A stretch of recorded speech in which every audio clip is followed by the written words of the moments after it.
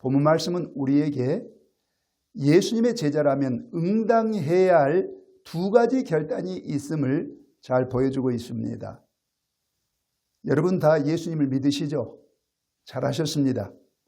예수님을 믿으면은 모든 죄를 용서받고 하나님의 아들, 딸이 되고 이 땅에서 하나님과 동행하다가 저 영원한 천국에 들어가게 됩니다.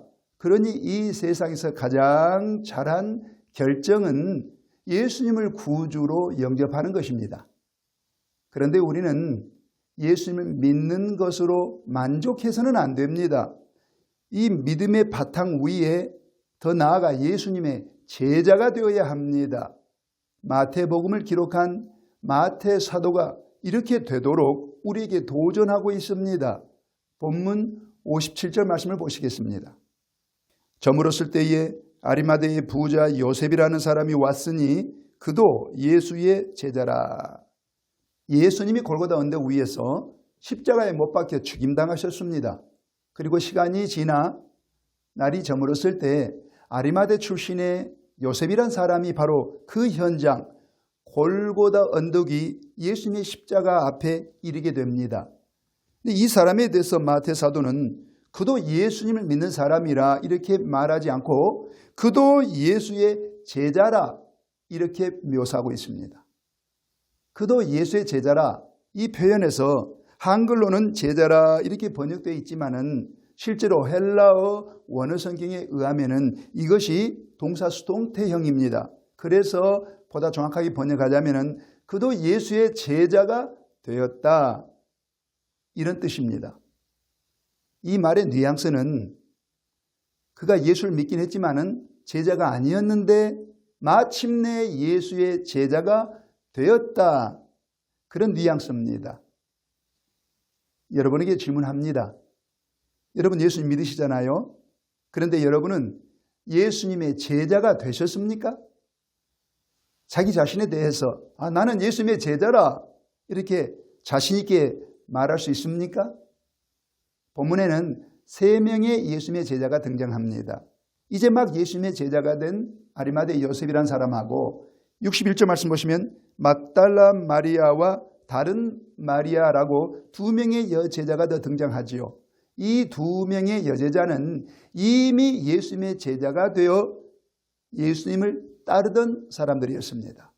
본문 말씀을 묵상하면서 저는 예수님을 믿는 것과 예수님의 제자가 되는 것의 차이점은 무엇일까? 이에 대해서 깊이 묵상하게 되었습니다. 그리고 내린 결론은 예수님을 믿는 사람이 더 나아가 예수님의 제자가 되기 위해서는 반드시 2가지 결단을 내려야 한다는 사실을 깨닫게 되었습니다. 그래서 저와 여러분이 예수님의 제자가 되기를 원한다면 우리는 반드시 첫 번째로 이 세상에서 내게 가장 소중한 분은 예수님입니다. 바로 이 결단을 해야 합니다. 58절로 60절 말씀을 보시겠습니다.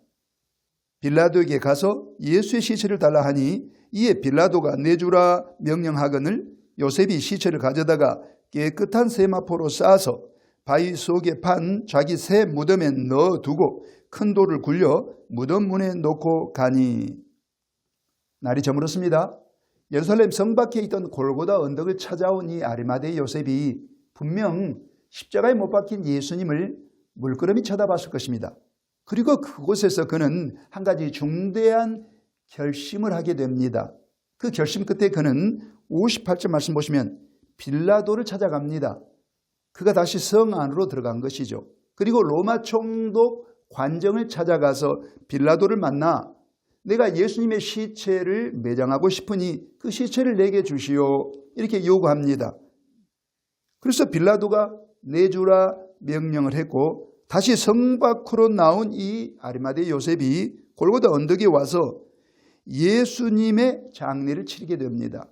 59절 말씀 보시면은 시체를 가져다가 깨끗한 세마포로 싸게 되죠. 그리고 바위 속에 판 자기 새 무덤에 예수님의 시체를 매장하고 그리고 큰 돌을 굴려 무덤 문을 막아놓고 나서 그는 돌아갑니다.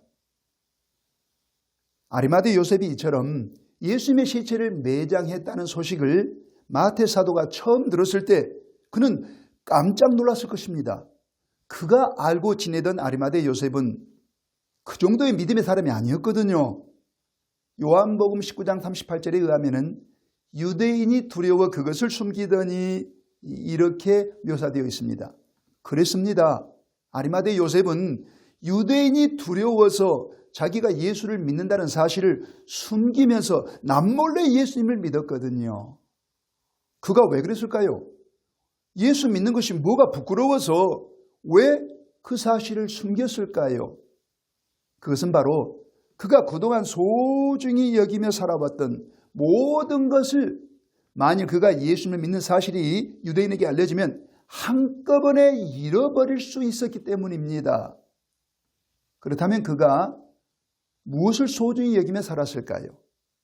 57절 보시면은 아리마대의 부자 요셉이라고 되어 있잖아요. 부자치고 돈을 소중히 여기지 않는 사람은 아무도 없습니다. 그는 한평생 돈을 소중히 여기며 살다가 예수님을 믿게 된 겁니다. 또 아리마대 요셉은 사내들인 공의 의원이었습니다.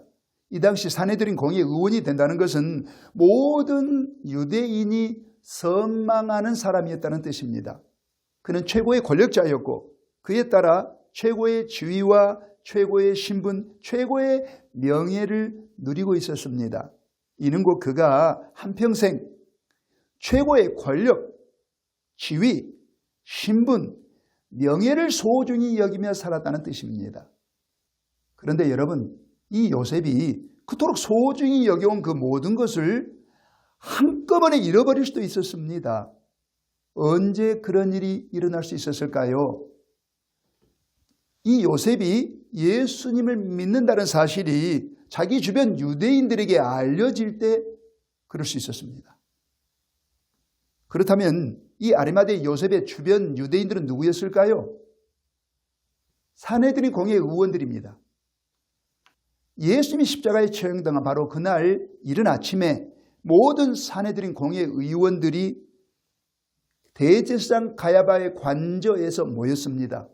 그리고 예수님을 피고로 두고 그들은 예수님에게 사형 선고를 내렸습니다. 하지만 그것은 누명이었습니다. 예수님은 신성 모독죄를 범한 적이 없었습니다. 이 사실을 누구보다 잘 알고 있었던 사람은 바로 그 사내들인 공회회의에 참석했던 아리마대 요셉이었습니다.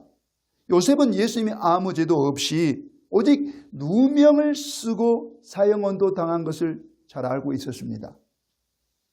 하지만 요셉은 그 자리에서 예수님을 위해서 변호하지 못했습니다. 만일 그가 예수님을 변호했다면 자기가 예수님을 믿는다는 이 사실이 모든 유대인들에게 알려지잖아요. 그러면 그는 분명 출교당할 것이 뻔했습니다. 파문을 당한 거죠. 사내들인 공회의 의원직을 잃게 되는 것입니다. 그러면 그에 따라서 그가 누리던 권력과 지위와 신분, 명예 그 모든 것을 다 잃어버릴 수 있었습니다. 이것이 두려워서 그는 예수님을 믿어도 예수님을 변호하지 못한 채 그 자리를 떠나고 말았던 것입니다. 그랬던 요셉이 자기가 예수님을 믿는다는 이 사실을 모든 사람들 앞에 당당하게 드러내게 됩니다. 빌라도 앞에서 그랬습니다. 그가 총독을 찾아가서 예수님의 시체를 매장할 테니 내게 주십시오 이렇게 요청할 때에 빌라도 총독과 그 주변 모든 사람들 앞에서 자기가 예수를 믿는 사람임을 드러낸 것입니다. 그리고 그가 골고다 언덕에 와서 사람들이 보는 가운데서 예수님의 시체를 매장했습니다. 이 또한 모든 사람들 앞에서 자기가 예수를 믿는다는 사실을 당당하게 드러낸 것입니다. 아리마대 요셉이 어떻게 이렇게 변화될 수 있었을까요? 어떤 계기가 있었길래 그가 이처럼 그동안 꽁꽁 숨겨오던 이 믿음을 마침내 모든 사람들 앞에 드러낼 수 있었을까요? 이에 대해서 말씀을 묵상하다가 저는 그가 날이 저물었을 때 골고다 언덕에 찾아와서 예수님의 십자가를 바라보다가 한 가지 결단했을 것이라 그렇게 확신했습니다. 그는 십자가에 처형당한 예수님을 바라보면서 내가 예수님을 믿어도 내게 소중했던 것은 돈이었고 권력이었고 지위였고 명예였구나. 하지만 이런 나를 구원하기 위해서 예수님 저렇게 십자가에 처형을 당하셨어. 예수님 앞에 난 너무 부끄러워. 예수님은 나를 죄에서 구원하기 위해서, 나에게 부활의 생명, 불멸의 생명을 주시기 위해서, 나에게 영원한 천국을 주시기 위해서 저렇게 처형을 당하셨는데 나는 도대체 뭘 소중히 여기며 살아왔지? 아마 이런 깨달음 속에서 결단 내리기를, 그래, 이 세상에서 이제부터 나는 오직 예수님만 소중히 여기겠어. 이렇게 결단 내린 게 분명합니다. 여러분이 예수님의 제자가 되기를 원하시면은 여러분도 이런 결단을 내릴 수 있어야 합니다.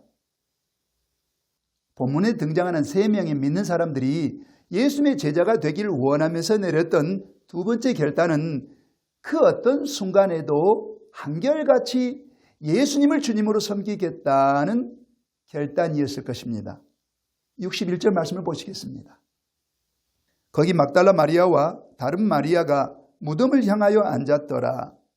막달라 마리아와 다른 마리아는 예수님의 제자가 되기로 했을 때 이미 예수님을 가장 소중한 분으로 모시고 살겠다 결단한 상태였습니다. 이것을 잘 보여주는 것이 바로 막달라 마리아의 삶입니다. 그녀가 예수님을 믿기 전에 그녀는 갈릴리 호수 인근에 막달라라는 마을에 살고 있었습니다. 그때 그녀에게는 7 귀신이 들어와 있는 상태였어요. 귀신이 그의 영혼, 그의 정신을 지배하고 있던 상태였습니다. 그녀는 정신이 황폐했고 정상적인 삶을 살 수 없었습니다. 그러던 어느 날 예수님이 그녀에게 찾아오셨습니다. 그리고 그녀에게서 7 귀신을 쫓아내주셨어요. 그녀의 정신이 돌아왔습니다. 정상적인 삶을 살게 된 것입니다. 그녀에게 있어서 예수님은 너무너무 소중한 분이 되었습니다. 그때부터 그녀는 예수님을 따르되 자기에게 있는 물질을 가지고 예수님을 섬기고 주의 일을 하리라 이렇게 결심하고 계속해서 예수님을 따르게 됩니다. 이때 그녀는 늘 예수님의 영광스러운 모습만 목격을 했습니다. 예수께서 많은 불치병자, 난치병자를 고쳐주셨잖아요. 놀라운 기적을 행하실 때 이 막달라 마리아는 예수님의 영광을 보게 됐죠. 그리고 예수님은 더러운 귀신을 쫓아내주시고 많은 사람을 정상인이 되게 해주셨습니다. 그 모습을 보면서 그녀는 예수님의 영광을 보게 되었지요. 또 베다니에서 예수님은 죽은 지 나흘이 되어 이미 시체로서 썩고 있는 냄새가 나던 나사로를 다시 살리셨잖아요.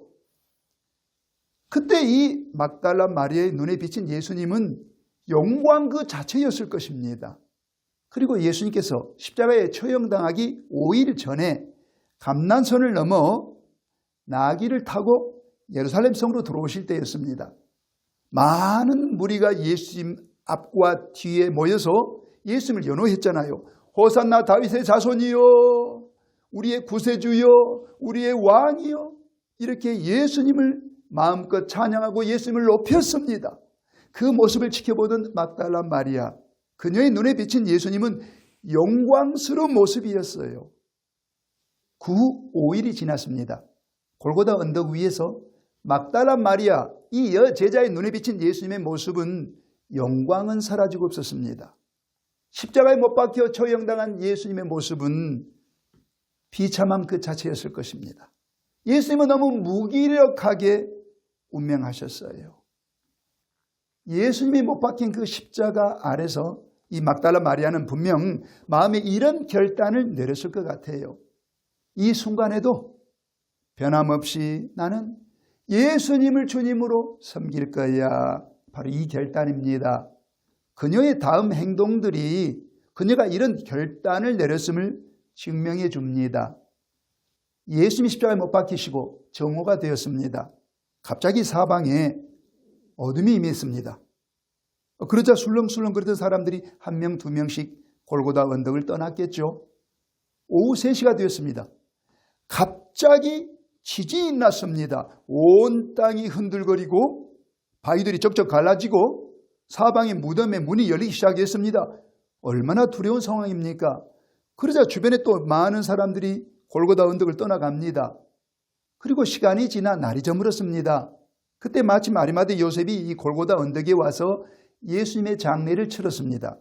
그는 예수님의 시체를 무덤에 매장했고 그 무덤문을 돌로 막은 다음에 그 현장을 떠났습니다. 이때쯤에서 골고다 언덕 위에는 아무도 없었을 것입니다. 오직 막달라 마리아와 다른 마리아 이 두 여제자만 끝까지 예수님의 무덤을 지키고 있었습니다. 끝까지 예수님 곁에 머문 것입니다. 이로 볼 때 막달라 마리아는 분명 예수님이 영광스럽게 보일 때도 예수님이 무기력해 보일 때도 나는 한결같이 변함없이 예수님을 섬길 거야. 이렇게 결단을 내렸던 것이 분명합니다. 제가 말씀을 묵상하다가 본문에 등장하는 이 3명의 제자들처럼 이 세상에서 예수님만을 가장 소중한 분으로 모시겠다고 결단하고 그리고 그 어떤 순간에도 변함없이 한결같이 예수님을 주님으로 섬기겠다 이렇게 결단하고 주님을 따랐던 신앙인이 있을까 생각하다가 폴리캅이 떠올랐습니다. 2008년도 10월입니다. 저와 저의 아내는 요한계시록에 나오는 7교회를 성지순례하려고 터키로 갔습니다. 어느 날 이즈미르라는 도시에서 호텔을 찾으려고 도심지를 걷고 있는데 우리 눈앞에 십자가가 걸린 교회가 보였습니다. 너무 반가웠습니다. 원래 터키는 인구의 약 99%가 이슬람 교도이다 보니까 교회를 찾아보기가 쉽지 않습니다. 그런데 교회가 보인 거예요. 그래서 우리 부부가 그 교회 앞에 찾아갔더니 교회 앞에 세인트 폴리캅스 처치라는 명패가 붙어 있었습니다. 너무 반가웠습니다. 그가 은혜를 많이 받고 오늘날의 목회자격인 감독이 되어서 서머나 교회를 단연간 목회했었습니다. 그러다가 주 155년이 되었습니다. 당시 로마 제국이 기독교를 박해하게 되었습니다. 어느 날 로마 당국이 폴리캅 감독을 소환합니다. 그리고 이렇게 위협합니다.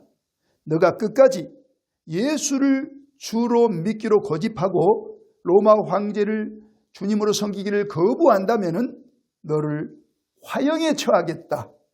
이렇게 위협한 겁니다. 그때 폴리캅이 이렇게 대답합니다. 내가 86년 동안 예수님을 주님으로 섬겼지만 그분은 단 한 번도 나에게 해롭게 한 적이 없습니다. 그런 나의 왕을 어찌 내가 모욕할 수 있겠습니까? 이 말과 함께 그는 화형당하고 말았습니다. 이 폴리캅이야말로 예수님의 제자 중에 제자가 아닐까요? 그는 분명 2가지 결단을 내렸을 것입니다. 예수님을 이 세상에서 가장 소중한 분으로 모시겠다는 결단, 그리고 어떤 순간에도 나는 예수님을 변함없이 섬기겠노라. 바로 이 결단 말입니다. 사랑하는 여러분, 예수님을 믿는 믿음에서 한 단계 더 나아가 예수님의 제자가 되기를 원하십니까? 그렇다면 이 2가지 결단을 여러분도 내릴 수 있어야 합니다.